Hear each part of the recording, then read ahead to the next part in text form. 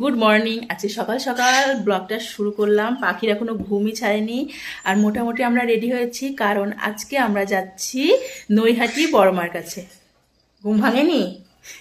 ঘুম ভাঙেনি, মুখটা গোমড়া করে আছে। আর আজকে সারাদিনে কি কি করব সবই তোমাদের সঙ্গে শেয়ার করব। তো চলো ঝট করে রেডি হওয়া যাক। চলো বন্ধুরা, আজকে আমি কি শাড়ি দেখো, বড়মার কাছে কি চাই বলো। আজকে আমি দেখো একটা চুড়িদার পরেছি।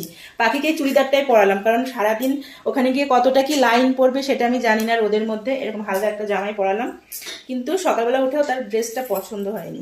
তার পছন্দ হয়নি, রাগ হয়ে গেছে। তো আমি ভালো মতো চুলটা বেঁধে নিয়ে আসি। আমরা রেডি হয়ে গিয়েছি, আমি এই শাড়িটা পরেছি আর পাখি তো আগেই রেডি। আর এখন পাখি আমার কুচি ধরে দিচ্ছে। পাখির সামনে কেউ আমার শাড়ি কুচি ধরতে পারবে না, ভালো লাগছে আমাকে। আর চলো আমরা এখন বেরোবো। 8টা 8:30 বেরিয়ে যাবো। এই যে আমার আর আমার পাখির আজকের লুক। টাটা। আমি আজকে চুড়িদার পরেছি। কেমন লাগছে বন্ধুরা? আজ কমেন্ট করো, তাহলে আমাকে জানাও কেমন লাগছে। Tata, bye bye. টাটা।